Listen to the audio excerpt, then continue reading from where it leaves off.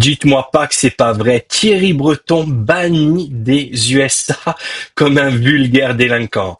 Thierry, je te l'avais dit pourtant, ne t'attaque pas à Elon Musk. C'est un principe de base dans la vie. Il ne faut pas s'attaquer à plus fort que soi. Tu avais commencé avec Donald Trump et ensuite tu as fait ta guerre à Elon Musk. Sauf que Elon y gagne à chaque fois. C'est comme si vous voulez shorter l'action Tesla, ne le faites pas, vous allez vous faire éclater. Sérieux, Coco, tu as vraiment cru que tu allais faire plier Musk, alors que tu n'es même pas élu et que tu ne représentes personne. Je veux dire, tu as échoué maintes fois lorsque tu étais à la tête de tes nombreuses entreprises et tu te gargarisais de donner des leçons à l'un des plus grands entrepreneurs que le monde ait connu. Allez, c'est pas sérieux ça. C'est de l'arrogance mal placée. Tu me rappelles d'ailleurs Tim Walz, vous savez, c'était le numéro 2 de la fantomatique Kamala Harris, qui a fait le malin, comme toi, une fois où il avait dit qu'il allait shorter l'action Tesla qui était à $225 et aujourd'hui elle est à 500. I added Tesla to it to give me a little boost during the day. 225 and dropping. Et en plus de ça, il vient d'être accusé, enfin en tout cas son administration, de l'une des plus grandes fraudes de l'histoire des États-Unis. Donc comme j'avais dit à notre franco-sénégalais préféré Thierry Breton, ne fais pas le con avec Elon. Mais il ne m'a pas écouté et il a vraiment cru qu'il allait donner des leçons de liberté d'expression aux États-Unis. Allez, on va écouter ce que nos journalistes, toujours impartiaux, vous le savez, disent de Thierry Breton. La guerre que Donald Trump a déclarée à l'Europe prend un nouveau tournant. Ouais, parlant saccadé comme ça. La guerre que Donald Trump a déclarée. Ce soir, après le bannissement de Thierry Breton. Thierry Breton, je pensais que c'était Thierry, mais apparemment c'est Thierry Breton. Interdit de séjour aux États-Unis. Xavier, pour comprendre le retentissement de l'affaire et ses enjeux, images à l'appui devant le grand écran, vous allez nous expliquer pourquoi l'ancien commissaire européen a été sanctionné par Washington et il n'est pas le seul. Non. Allez, explique-nous Xavier, on a besoin de ta lumière. C'est la mauvaise surprise de Noël pour Thierry Breton, mais aussi pour 4 responsables d'ONG engagés dans les efforts de régulation du numérique. Tous les 5 sont donc privés de visa, interdits d'entrer sur le territoire américain. On va voir leur visage. Voilà, on les voit les 5, on en reparlera. En fait, un peu comme de vulgaires oligarques russes, ils n'ont pas le droit d'aller aux États-Unis. La sanction survient... Ou comme des gens qui se permettent de donner des leçons sur la liberté d'expression d'un pays. Voilà. Et Aline, moins de 2 semaines après que le réseau social X ait été condamné, vous en souvenez, à une amende de 120 millions d'euros. Breton, il était tout fier lorsqu'il a condamné X, je me souviens. Il s'est gargarisé à la télé en disant que ça allait faire très mal à Elon Musk, cette amende de 120 millions d'euros, sachant que la fortune de Musk a explosé au cours des 2 dernières semaines. Donc au final, qui c'est qui rit et qui c'est qui pleure? Comme d'habitude, les concurrents de Musk pleurent. En tout cas, ses adversaires plutôt. Pour violation du DSA, le Digital Service Act. La directive pour combattre la désinformation en ligne, portée à bout de bras, évidemment, par Thierry Breton lorsqu'il était commissaire européen. Et le week-end dernier, d'ailleurs, sur notre antenne, Thierry Breton appelait à se montrer fort face aux États-Unis. On n'a pas à recevoir de leçons de manipulation et de fake news, et en particulier sur les réseaux et sur nos réseaux. Parce que nous, voyez-vous, nous avons voulu mettre des règles très strictes. La liberté de parole, elle est totale et garantie chez nous en Europe. Oui, la liberté de parole est garantie en Europe tant que vous dites ce que ces messieurs veulent que vous disiez. Et puis aussi, tant que vous votiez comme ces messieurs le veulent. Souvenez-vous les élections roumaines où Thierry Breton disait que si ça n'allait pas, eh bien, il n'hésiterait pas à les faire refaire. Donc, ça marche avec la Roumanie, Thierry, mais ça marche pas avec les USA. Sur les réseaux. C'est ça la spécificité de l'Europe, c'est notre trésor qu'il faut préserver aujourd'hui, et certainement pas écouter les sirènes qu'on nous donne, y compris toute la frange MAGA et libertarienne aux États-Unis, s'appuyant... Ouais, c'est ça qui dérange Thierry Breton, c'est que ce soit Trump à la tête, que ce soit les MAGA. Parce que lorsqu'il y avait des fake news ou de la censure à outrance pendant le mandat de Biden, là, ça ne dérangeait absolument personne. Mais comme c'est Trump maintenant, eh bien, il faut trouver quelque chose à dire. Sur ce qu'ont dit les partis populistes en Europe pour précisément ne plus nous permettre d'avoir cette conversation que nous avons ce soir, monsieur, ensemble. Les partis populistes, ça veut dire des partis qui veulent que leur pays reste leur pays. Comment? Notamment en contrôlant l'immigration, pas en la réduisant à zéro, mais en la contrôlant. Voilà. C'est un parti populiste. Ambiance, règlement de compte à hockey choral. Le shérif européen, c'est donc Thierry Breton, et les hors-la-loi, les hauts... Le shérif européen qui n'est pas élu, qui n'a aucun poste officiel. C'est très important de s'en souvenir. C'est-à-dire qu'il parle en son nom. D'accord? Le shérif, donc, qui est seul dans son coin et qui veut faire la loi. Mais ça marche pas, Thierry. Ça marche pas, surtout pas contre Trump et Musk. Le gang, encore une fois. ce sont tous ces hommes réunis derrière Donald Trump. Regardez cette photo prise lors de l'intronisation de Trump. Au premier rang, tous les responsables des GAFAM, Elon Musk, Jeff Bezos et le rallié de la dernière heure, Mark Zuckerberg. Pourquoi il cite pas le boss de Google? C'est l'Indien qui est au milieu, qui est très fort d'ailleurs. Est-ce que ça serait pas de la discrimination, LCI? En une image, Oui. une bonne partie de la puissance américaine, Marie-Aline. Un exemple, la capitalisation boursière des 5 magnifiques représente 20 800 milliards de dollars. Le PIB européen, 19 400 milliards de dollars. Le seul secteur numérique, incluant aussi Tesla, pèse plus que le PIB européen. Donc, tous ces hommes, hein. Tous ces hommes, voilà, ils étaient tous là. Le PIB européen. Beaucoup n'étaient pas du côté de Trump dès le départ. Ils se sont ralliés dès qu'ils ont vu que sa victoire était inéluctable. Oui, mais pourquoi ces hommes sont si puissants? Eh bien, parce que ces hommes ont pu innover dans leur pays, les États-Unis d'Amérique, alors que nous, en France, je n'en parle même pas, et en Europe, des gens comme Thierry Breton, entre autres, ont insufflé un esprit de régulation où ils souhaitaient tout contrôler, c'est-à-dire notre liberté d'expression, notre vote, comme aux élections roumaines, comme je l'ai dit, et ce qui a fait en sorte que aucun grand projet tech, par exemple, comme un réseau social, n'a pu voir le jour en Europe. Contrairement aux États-Unis, qui ont leur tort, c'est vrai, mais qui ont au moins le mérite de pousser et d'encourager l'innovation et de laisser les gens dire ce qu'ils veulent. C'est d'ailleurs le premier amendement de la Constitution américaine. Freedom of speech, liberté d'expression. Ironiquement d'ailleurs, c'est sur X, et ça montre bien notre faiblesse sur ce réseau honni de la part des Européens, qu'a répondu Honni de quels Européens? Honni, ça veut dire détester. Mais détester par quels Européens? Par les journalistes? Ou par les politiques comme Thierry Breton? Oui, mais pas par les Européens. C'est une des applications les plus téléchargées en Europe. Thierry Breton à son bannissement des États-Unis. Un vent de macartisme souffle-t-il à nouveau? À nos amis américains, je dis, la censure n'est pas là où vous le pensez. Alors à l'époque, Thierry Breton nous dit que la censure n'est pas là où on le pense. Il censure qui sur X? Thierry Breton s'exprime sur X. Il n'est pas censuré. Mais lui, il souhaitait censurer Musk. Trump a non seulement été censuré à la fin de son premier mandat, il a même été banni de X. Comme une merde. Et là, personne ne s'est offusqué de ça. Tu attends que papa il fasse la vidéo? Hein? On parle du monsieur, là, du méchant monsieur, Thierry. les États-Unis réagissent pour protéger leurs intérêts, leurs milliards de dollars, tout en utilisant le premier amendement de la Constitution, la liberté d'expression, comme on utilise un cache-sexe. Thierry Breton est la personnalité Pourquoi tu dénigres la liberté d'expression comme ça? Tu trouves pas que c'est beau que chacun puisse s'exprimer comme il le souhaite? la plus visible de la volonté européenne de réguler la tech, on le voit ici. Il a souvent bataillé contre Elon Musk à coups de tweet, là aussi Oui. c'est paradoxal. On s'en souvient. Certains lui ont même parfois reproché de se mettre largement trop en avant, mais il n'est Non, tout petit peu. pas le seul à être sanctionné. Regardez, Imrad Ahmed, Claire Medford, Anna-Lena von Oldenburg ou encore Joséphine Ballon, tous réunis sur cette image, dirigeants d'ONG luttant contre la désinformation, C'est des ONG, c'est des gauchias, donc on s'en fout.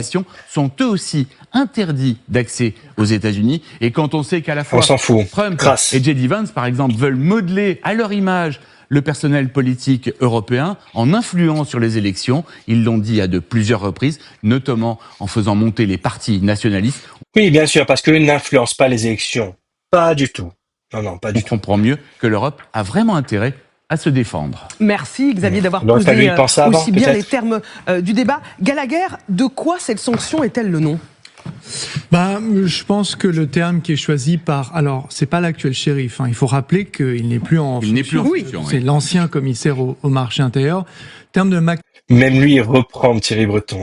Mon Dieu, se fait McCarthyisme est humilier. intéressant. Et Xavier faisait référence du nom de ce sénateur dans les années 50 qui, à l'époque, luttait prétendument contre les communistes. Là, qu'est-ce qui lie, j'allais dire, les 5 personnes que l'on voyait sur le grand écran devant lequel Marilyn et Xavier vous étiez? C'est d'abord le respect du droit, notre droit en tant qu'Européens souverains à réguler l'espace numérique. Contre quoi? Contre la haine, le racisme, l'antisémitisme, l'appel à la discrimination et d'autres infractions qui, encore une fois, sont punies par nos codes pénaux respectifs en tant que nation européenne. Ce sont des personnes, donc, dont les ONG, notamment, luttent contre la haine. Et c'est... Tu veux partir, Coco? Allez, prends ton truc. Tiens. Et papa, il vient après. J'allais dire, au nom d'une prétendue défense de la liberté d'expression, que les autorités américaines s'en prennent à elle. En réalité, c'est une démarche, je pense que ce n'est un secret pour personne, j'enfonce une porte ouverte en l'usant, qui est ultra politique.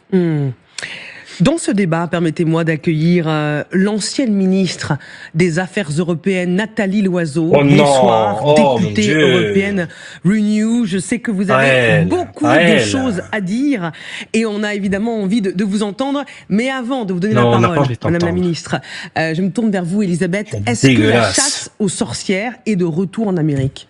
Bah oui, parce qu'en même temps, en interne, il faut pas oublier que, en tout cas hier soir, ils ont annoncé qu'ils voulaient Les gars, je coupe quand il y a l'autre qui parle, hein, parce qu'il est insupportable. Il est pire que Breton. C'est ça, mais c'est Breton en femme, mais avec moins de talent encore.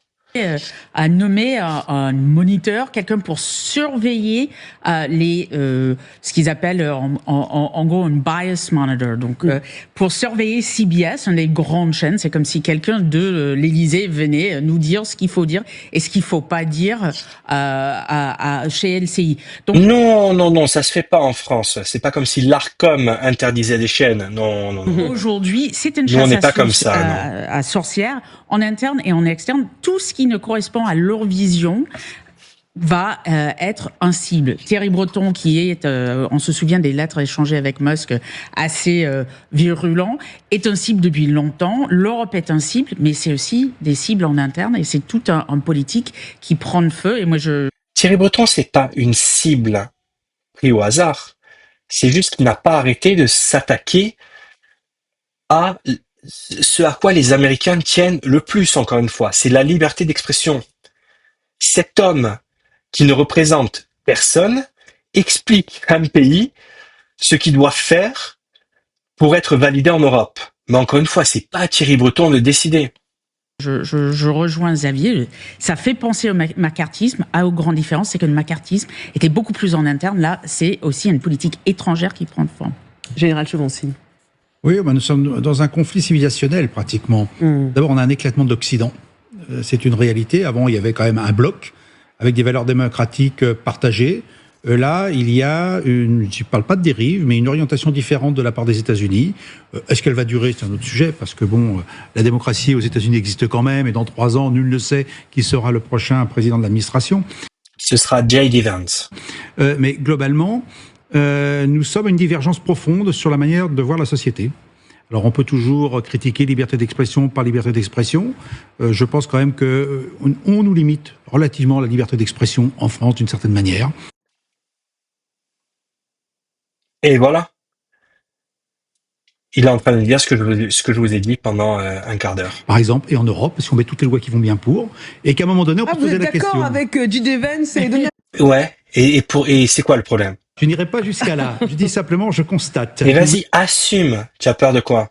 Assume, Coco. Vous exprimez totalement librement sur ce plateau, général. Toute liberté. C'est exactement ce que je fais. C'est exactement ce que je fais et j'ose le faire. Donc ça tombe très bien. Non, je pense qu'il y a un vrai débat sur Tout la est liberté dit, les amis. d'expression, avec des limites qu'il faut imposer sans aucun doute.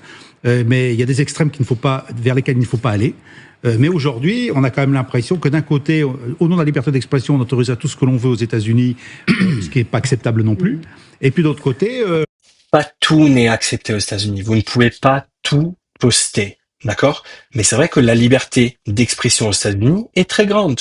Donc, philosophiquement, ou plutôt idéologiquement, on peut être pour ou contre. Mais quitte à être dans un extrême, je préfère cet extrême où chacun peut s'exprimer comme il le souhaite, plutôt qu'un extrême de régulation comme le souhaite Thierry Breton. Tout ce en qui Europe, plaît à Trump et Musk, quand même. pardon Ça se limite à ça, la liberté d'expression aux États-Unis aujourd'hui. De plus en oui, plus. d'accord. C'est mais de Ah oui, comment ça me plus en plus casser régulé, les... quand même. Largement plus que chez nous, finalement. Je ne sais pas, je peux pas Pression Oui, sur les mais patrons oui, de bien journaux, sûr. pression sur les chaînes de télé, avec des amendes. Sur des journalistes. Non, mais Oui, mais bien sûr, on ne met jamais d'amende à des chaînes de télé ou à des animateurs en France. Demandez, encore une fois, à C8, demandez à Hanouna. Non, ça n'arrive jamais. C'est juste aux États-Unis. On a pas ça en France aujourd'hui. On revient à la question, Non, effectivement, jamais. est-ce que les médias ont la liberté d'expression totale ou pas? Est-ce qu'ils peuvent l'avoir totalement ou pas? C'est un vrai débat de société, un débat démocratique, où dans ce cadre-là, finalement, les électeurs devraient se... Bon, heureusement qu'il y avait le général François Chauvency, première fois que j'entends.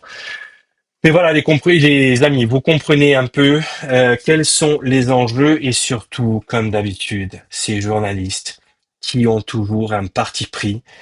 Les types n'arrivent pas à analyser une situation avec du recul et un minimum d'autocritique. C'est insupportable. On va écouter le général s'exprimer jusqu'à la fin et puis après, je vous dirai au positionner. revoir. Alors la question est de savoir, est-ce que tous les électeurs américains cautionnent ce que fait Donald Trump? Et puis je voudrais quelque chose sur la première image que je vous ai montrée tout à l'heure. Mais peu importe, c'est une majorité qui ont cautionné Trump. Trump, il a largement gagné l'élection. Il a eu le Sénat, il a eu la Chambre, il a tout eu. Donc voilà, ça s'appelle la démocratie. Voilà, je sais que ça ne vous plaît pas, mais c'est comme ça. C'est la démocratie. Alors là, je vais dépasser la question de la liberté d'expression. Moi, j'ai quand même l'impression d'avoir une sorte de mafia des milliardaires.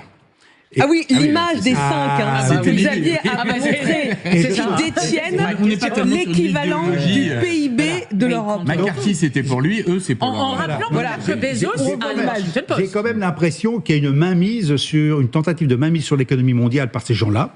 Et je trouve que c'est beaucoup plus dangereux que tout ce qu'on vient d'évoquer sur la liberté d'expression. Parce qu'à la limite, la liberté d'expression, on peut toujours répondre quand on a la liberté d'expression. En revanche, là, il y a une mainmise économique sur l'économie mondiale par quelque chose auquel on s'est soumis, puisque finalement, il n'y a qu'eux qui fournissent les grands médias, enfin, les grands réseaux Internet et autres. Oui, mais la question, c'est pourquoi on n'a pas ces gens-là en Europe? Pourquoi il n'y a pas une telle innovation en Europe? On ne se pose pas les bonnes questions. Et- C'est pas de la faute à Musk, Bezos et Zuckerberg.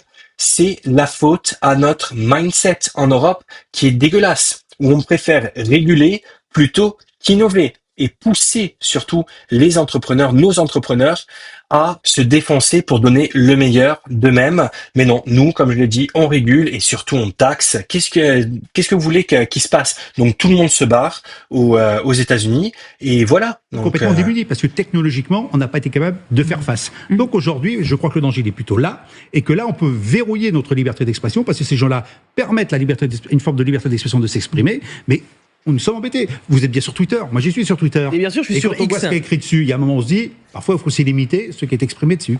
Le président de la République a dénoncé le couperet américain. Ces mesures s'apparentent à de l'intimidation Oh, il a l'air en colère, Manu. et à de la coercition visant à saper la souveraineté numérique européenne.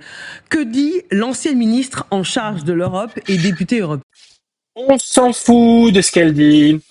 Les amis, merci beaucoup de m'avoir écouté. Beaucoup plus de vidéos à venir dans les prochains jours. Comme vous le savez, c'était les périodes des fêtes. Je sais pas si on peut dire Noël ou pas. Peut-être ça va être censuré sur YouTube. Mais voilà, quelques jours en famille, ça fait toujours du bien. Et on va reprendre de plus belle dans les jours à venir. Donc, je vous embrasse tous. J'espère que vous allez bien et je vous dis à bientôt.